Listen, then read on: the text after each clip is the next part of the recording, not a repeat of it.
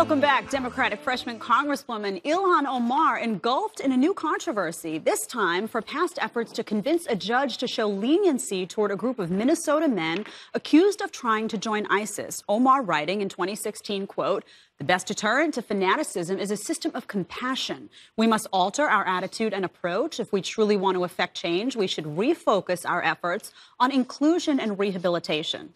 This isn't the first time Omar's comments have been scrutinized. She also falsely smeared the Covington High School students, accused the USA of staging a coup in Venezuela, and deleted an offensive tweet about Israel. All right, Jesse, so I'm trying to figure out what it takes to be able to say that she's radical. I mean, this is crazy what she's saying. These are people who admittedly said that they were going to go to Syria. One guy went on record and said, "I was not going there to pass out medical kits or food. I was going to fight and kill on behalf of the Islamic State." And she's out there fighting. Give him a chance. Leniency. Really? So I mean, is this not crazy what she's saying? Yeah, if Minnesota wants to send radical kooks to Congress, that's their right. I mean, we've had terrible people in Congress. We've had addicts, we've had abusers, we've had molesters, we've had felons. This woman, though, is like a legitimate Code Pink activist, okay? She's saying we need to fight terrorism with compassion, sympathy, and inclusion.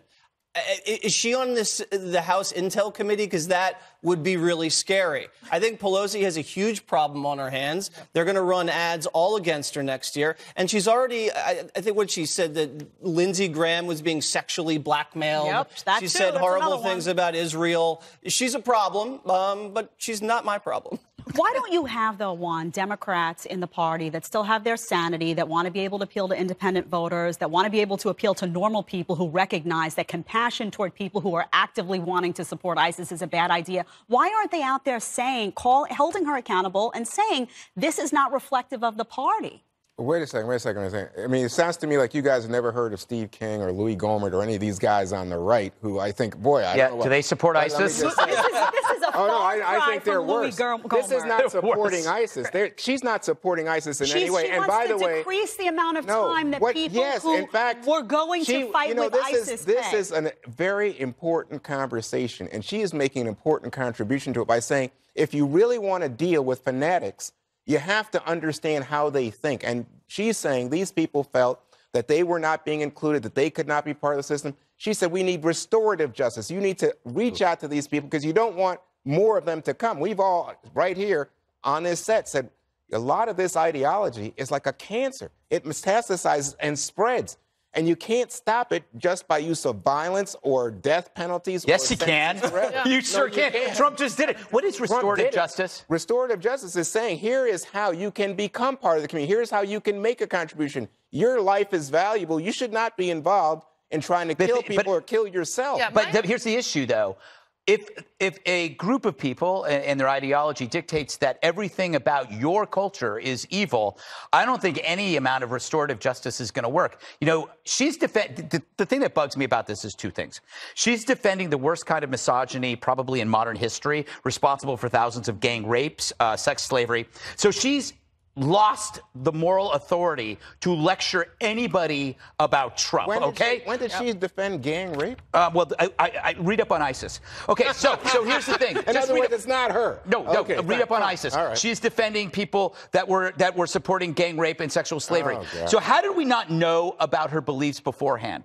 We were trained to stay away from honestly calling out her serious flaws because if you did, you would have been labeled misogynist and Islamophobic. So when she rose to the ranks and won, everybody had to do the golf clap. Oh, this is great. This is so progressive. How wonderful. But we don't learn about her troubling beliefs. She was aided and abetted by a compliant media who protected her. And we were all okay. Well, I'm not going to say anything bad about her. Congratulations. Yeah, you know, Morgan, she's been elevated. I mean, she's got like a $100,000 to $250,000 book deal now. This is not somebody. Wait, how much did you say that was?